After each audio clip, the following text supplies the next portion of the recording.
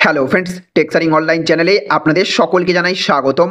আজ ফের প্রধানমন্ত্রী নরেন্দ্র মোদী এবং একই সাথে মুখ্যমন্ত্রী মমতা বন্দ্যোপাধ্যায়ের তরফ থেকে গোটা দেশবাসী এবং রাজ্যবাসীর জন্য ঘোষণা করা হলো 25টি বিরাট বড়সড় আপডেট।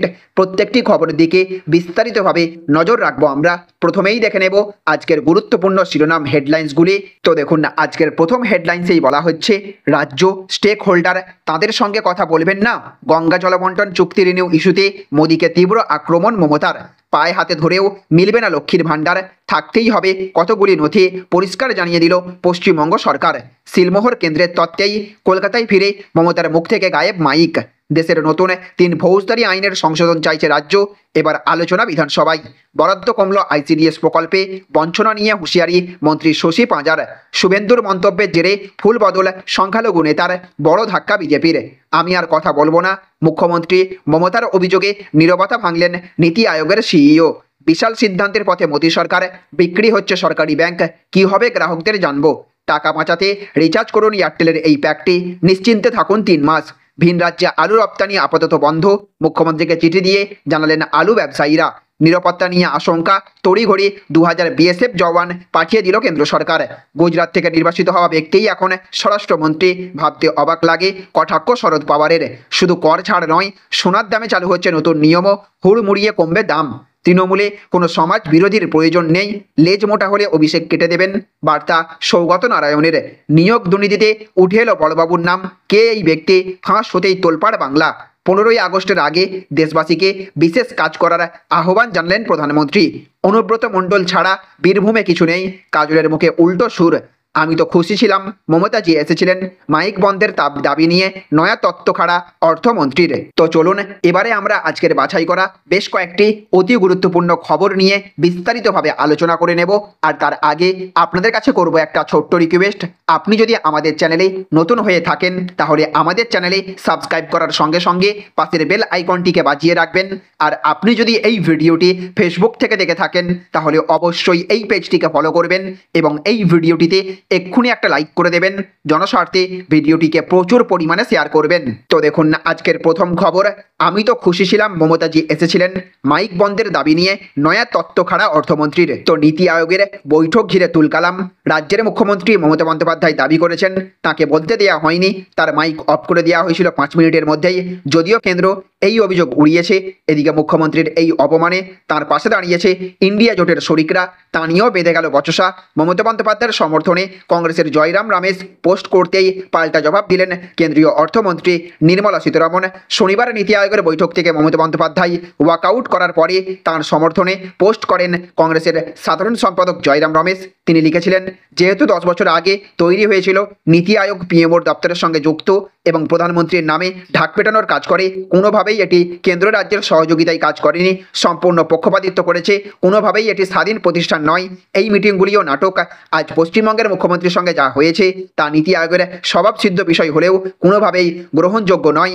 জয়রাম রমেশের এই টুইটের পর চুপ থাকেননি কেন্দ্রীয় অর্থমন্ত্রী নির্মলা সীতারমণও। তিনি বলেছেন, জয়রাম তুমি তো ওখানে ছিলেও না, আমরা সকলে মমতা বন্দ্যোপাধ্যায়ের কথা শুনেছি। উনি সম্পূর্ণ সময় ধরেই বলেছেন, আমাদের টেবিলের সামনে রাখা স্ক্রিনে সময় দেখা যাচ্ছিল, কয়েকজন মুখ্যমন্ত্রীর বরাদ্দ সময়ের অতিরিক্ত বলেছেন, তাদের অনুরোধেই অতিরিক্ত সময় দেওয়া হয়েছে, কারোর মাইক বন্ধ করা হয়নি। বিশেষ করে পশ্চিমবঙ্গের মুখ্যমন্ত্রীরও মমতাজি মিথ্যা ছড়াচ্ছেন। নির্মলা সীতারমণ আরও বলেছেন, আমি খুশি হয়েছিলাম যে মমতা বন্দ্যোপাধ্যায় যোগ দিয়েছিলেন, আরও খুশি হয়েছিলাম যে উনি বাংলা এবং গোটা বিরোধী পক্ষের হয়ে কথা বলছিলেন। ওনার বক্তব্যের সঙ্গে আমি সহমত হতে বা নাও হতে পারি, কিন্তু উনি বেরিয়ে এসে যে ভিত্তিহীন কথা বলছেন তাতে আমার একটাই কথা মনে হচ্ছে যে ইন্ডিয়া জোটকে খুশি করতেই এই কাজ করছেন। তো দেখুন না, আজকের আরও একটি বড় খবর, 15ই আগস্টের আগে দেশবাসীকে বিশেষ কাজ করার আহ্বান জানালেন প্রধানমন্ত্রী। তো আর মাত্র হাতে গোনা কয়েকটা দিন, ব্যাস তারপরেই দেশ জুড়ে পালিত হবে স্বাধীনতা দিবস। তবে এই স্বাধীনতা দিবসের আগে দেশবাসীকে এক গুরুত্বপূর্ণ কাজ সেরে নেবার আর্জি জানালেন প্রধানমন্ত্রী নরেন্দ্র মোদী। এখন নিশ্চয়ই ভাবছেন যে কী সেই আর্জি। আজ রেডিও অনুষ্ঠান চলাকালীন দেশবাসীর উদ্দেশ্যে বড় বার্তা দিয়েছেন প্রধানমন্ত্রী। আর প্রধানমন্ত্রীর বার্তা শুনে সকলেই চমকে গিয়েছেন। প্রধানমন্ত্রী নরেন্দ্র মোদী মন কি বাত অনুষ্ঠানে বললেন যে আজ টাইগার ডে পালন করা হবে। তিনি বলেছেন, বাঘ আমাদের প্রকৃতির অবিচ্ছেদ্য অংশ, আমরা সবাই বাঘের গল্প শুনে বড় হয়েছি, একই সঙ্গে সঙ্গে প্রধানমন্ত্রী মোদী বলেছেন, জঙ্গলে বসবাসকারী প্রত্যেকেই জানেন কিভাবে বাঘের সঙ্গে মিলেমিশে থাকতে হয়। সেই সঙ্গে প্রধানমন্ত্রী মোদী আরও একবার হর ঘর তিরঙ্গা অভিযানের কথা উল্লেখ করলেন। মোদী বললেন, আগামী 15ই আগস্ট হর ঘর তিরঙ্গা অভিযানের আওতায় আমরা ঘরে ঘরে জাতীয় পতাকা উত্তোলনের কাজ করব। সমগ্র দেশবাসীকে এই কাজ করার অনুরোধ জানাচ্ছি। তো দেখুন আজকের আরও একটি বড় খবর, রাজ্য স্টেক হোল্ডার তাদের সঙ্গে কথা বলবেন না। গঙ্গা জলবন্টন চুক্তি রিনিউ ইস্যুতে মোদীকে তীব্র আক্রমণ মমতার। তো গঙ্গা জলবন্টন চুক্তি রিনিউ ইস্যুতে মোদী সরকারকে ফের তীব্র আক্রমণ করলেন মুখ্যমন্ত্রী মমতা বন্দ্যোপাধ্যায়। দিল্লিতে নীতি আয়োগের বৈঠক থেকে কলকাতায় ফিরে তিনি বলেছেন, আপনি কোন দেশকে কি দেবেন না দেবেন তা নিয়ে কোনো কথা বলছি না, কিন্তু যে রাজ্য স্টেক হোল্ডার তাদের সঙ্গে কথা বলবেন না, তাদের সঙ্গে কনসাল্ট করবেন না। বাংলাদেশকে নিয়ে আমার কোনো আপত্তি নেই, আমাদের বন্ধু রাষ্ট্র অনেকে এই বিষয়টি নিয়ে মিসলিড করছে। আমরা বলেছি এখানে 3টি অংশীদার রয়েছে, ইন্ডিয়া, বাংলাদেশ এবং স্টেক হোল্ডার রাজ্য হচ্ছে পশ্চিমবঙ্গ। সেখানে আমাদের কাউকে জিজ্ঞেস করলেন না। সম্প্রতি দিল্লিতে বাংলাদেশের প্রধানমন্ত্রী শেখ হাসিনার সঙ্গে দ্বিপাক্ষিক বৈঠকের পরে প্রধানমন্ত্রী নরেন্দ্র মোদী গঙ্গা জলবন্টন চুক্তি রিনিউ করা হবে বলে ঘোষণা করেছিলেন। প্রধানমন্ত্রীর এই ঘোষণার পরেই তৃণমূল নেতৃত্ব প্রশ্ন তোলে, পশ্চিমবঙ্গের সঙ্গে কোনো আলোচনা না করে কিভাবে মোদী এই ঘোষণা করলেন। কারণ বিদেশ নীতি কেন্দ্রীয় সরকারের এখতিয়ারে হলেও জলবন্টন সংক্রান্ত বিষয়ে রাজ্যের স্বার্থ জড়িত রয়েছে। 1996 সালে এইচ.ডি. দেবেগৌড়ার জামানায় যখন ভারত এবং বাংলাদেশের মধ্যে গঙ্গা জলবন্টন চুক্তি স্বাক্ষরিত হয়, সেই সময় তৎকালীন মুখ্যমন্ত্রী জ্যোতি বসু গুরুত্বপূর্ণ ভূমিকা নিয়েছিলেন।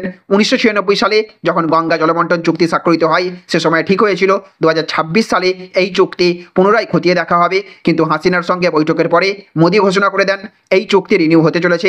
মমতার যুক্তি ফারাক্কা চুক্তি রিনিউ করলেন, কিন্তু আমাদের কিছু জানালেন না। দেবগৌড়াজির সময়ে যখন ফারাক্কা চুক্তি প্রথমবার হয়, তখন এই চুক্তির বদলে 700 কোটি টাকার একটি প্রকল্প বাংলাকে দেওয়ার কথা ছিল, যাতে মুর্শিদাবাদ মালদাতে যে ভাঙন হয় তা বন্ধ করার জন্য কিছু কাজ করা যায়। ফারাক্কা তো শুকিয়ে গিয়েছে, কোনো ড্রেজিং হয় না, ড্রেজিং না করে কেলকাটা পোর্টকেও শেষ করে দেওয়া হয়েছে। তো দেখুন আজকের আরও একটি বড় খবর, পায়ে হাতে ধরেও মিলবে না লক্ষ্মীর ভাণ্ডার, থাকতেই হবে কতকগুলি নথি, পরিষ্কার জানিয়ে দিল পশ্চিমবঙ্গ সরকার। তো লক্ষ্মীর ভাণ্ডার প্রকল্প পশ্চিমবঙ্গের মহিলাদের জন্য একেবারে উপরি পাওনা হয়ে দাঁড়িয়েছে। রাজ্য সরকারের তরফ থেকে রাজ্যের সমস্ত নাগরিকদের জন্য বিভিন্ন সুবিধা দেওয়ার পাশাপাশি উপরি পাওনা হিসেবে লক্ষ্মীর ভাণ্ডার প্রকল্পের মধ্য দিয়ে রাজ্যের মহিলাদের প্রতি মাসে 1000 অথবা 1200 টাকা দেওয়া হয়। তবে এবার পশ্চিমবঙ্গ সরকারের তরফ থেকে পরিষ্কার জানিয়ে দেওয়া হলো, কতকগুলি নথি না থাকলে আর মিলবে না প্রকল্পের টাকা, পায়ে হাতে ধরেও সুবিধা পাওয়া যাবে না। নথি নিয়ে যে সকল শর্ত রয়েছে তার মধ্যে অন্যতম হলো আবেদনকারীর আধার কার্ড থাকতে হবে, ভোটার কার্ড এবং রেশন কার্ড থাকতে হবে। এই সকল নথি না থাকলে কোনোভাবেই প্রকল্পের আওতায় নাম তোলা সম্ভব হবে না বলে জানিয়ে দেওয়া হয়েছে। এছাড়াও ব্যাংক অ্যাকাউন্টের সঙ্গে আধার নম্বর লিঙ্ক থাকা জরুরি। এছাড়াও যারা তপশিলি জাতি উপজাতি শ্রেণীর অন্তর্গত, তাদের কাস্ট সার্টিফিকেট দিতে হবে বাধ্যতামূলকভাবে।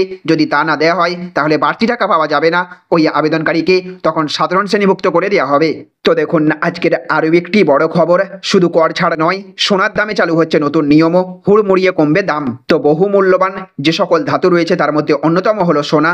সোনার গুরুত্ব বিশ্বের সমস্ত দেশেই অপরিসীম, ঠিক সেই রকমই ভারতীয় সোনার গুরুত্ব অপরিসীম এবং সোনার প্রতি ভারতীয়দের ঝোঁক অনেকটাই বেশি। কিন্তু এই হলুদ ধাতুর দাম যেভাবে দিন দিন মাথাচাড়া দিতে দেখা যায়, তাতে হাত দেওয়া কঠিন হয়ে দাঁড়ায়। তবে এবার সোনার দামের ক্ষেত্রে আরও বদল আসতে চলেছে। সোনার দাম কমানোর জন্য সম্প্রতি কেন্দ্র সরকারের তরফ থেকে কেন্দ্রীয় বাজেটে আমদানি শুল্ক কমানোর ঘোষণা করা হয়। আমদানি শুল্ক কমানোর ঘোষণার পর থেকেই সোনার দাম অনেকটাই কমতে দেখা যায়। তবে এখানেই শেষ নয়, কেননা আগস্ট থেকে আরও একটি নতুন নিয়ম চালু হতে চলেছে, আর সেই নতুন নিয়মের হাত ধরে সোনার দাম আরও অনেকটাই কমবে বলে আশা করা হচ্ছে। ব্যবসায়িক থেকে শুরু করে বিভিন্ন সূত্রে যা জানা যাচ্ছে, তাতে আগস্ট মাসেই হুড়মুড়িয়ে সোনার দাম কমতে পারে পশ্চিমবঙ্গ সহ পূর্ব ভারত জুড়ে। এর পিছনে রয়েছে একটি নতুন নিয়ম। সোনার দরের ক্ষেত্রে যে নিয়ম এখন কার্যকর রয়েছে তা হলো, পশ্চিমবঙ্গের সোনার দাম একরকম, বিহার ঝাড়খণ্ডে আরেক রকম, অন্যান্য রাজ্যগুলিতে এক এক রকম। খুব বেশি হেরফেরে না হলেও দামে তফাৎ লক্ষ্য করা যায়। কিন্তু এবার পুরাতন এই নিয়ম বদল করে আগস্ট মাস থেকে চালু হতে চলেছে এক দেশ এক রেট নীতি। নতুন এই নীতি লাগু হওয়ার ফলে সোনার দামের ক্ষেত্রে আরও পরিবর্তন আসবে বলেই আশা করা হচ্ছে। একদিকে কেন্দ্র সরকারের ঘোষণা, অন্যদিকে নতুন নীতি, এইসবের ফলে সোনার দাম অনেকটাই কম লক্ষ্য করা যাবে বলেই আশা করা হচ্ছে। স্বর্ণশিল্প বাঁচাও সমিতির তরফ থেকে জানানো হয়েছে, দেশ জুড়ে একই রকম সোনার দামের বিষয়ে সমস্ত স্টক হোল্ডাররা একমত প্রকাশ করেছেন এবং তা আগস্ট মাস থেকেই চালু হয়ে যাবে। তো দেখুন আজকের অন্তিম আপডেট, বিশাল সিদ্ধান্তের পথে মোদী সরকার, বিক্রি হচ্ছে সরকারি ব্যাংক, কি হবে গ্রাহকদের জানুন। তো আইডিবিআই ব্যাংকের বেসরকারীকরণের রাস্তা প্রায় পরিষ্কার। গত বৃহস্পতিবার এক আধিকারিক সূত্রে জানতে পারা গিয়েছে একাধিক তথ্য। আইডিবিআই এ বেসরকারীকরণের যাবতীয় প্রক্রিয়া স্বরাষ্ট্র মন্ত্রক মঞ্জুর করেছে। এই অবস্থায় খুব তাড়াতাড়ি রিজার্ভ ব্যাংকও সবুজ সংকেত দিতে পারে। কেন্দ্র এলআইসির সঙ্গে আইডিবিআই ব্যাংকের প্রায় 61% অংশীদারিত্ব বিক্রির প্রস্তুতি নিচ্ছে। এর অন্তর্গত ভারতীয় জীবন বীমা নিগম এবং এলআইসির 30.24 এবং আইডিবিআই ব্যাংকের 30.48% শেয়ার বিক্রি করার সিদ্ধান্ত নেওয়া হচ্ছে। তাহলে ফ্রেন্ডস, বুঝতে পারলেন, এই ছিল আজকের কয়েকটি গুরুত্বপূর্ণ আপডেট। এই ভিডিওটি আপনাদের যদি ভালো লেগে থাকে তাহলে অবশ্যই ভিডিওটিতে একটা লাইক করবেন এবং অবশ্যই ভিডিওটিকে রাজ্যের সমস্ত মানুষের কাছে শেয়ার করে সকলকে জানার সুযোগ করে দেবেন। ভালো থাকবেন, সুস্থ থাকবেন। Thank you friends, thank you for watching.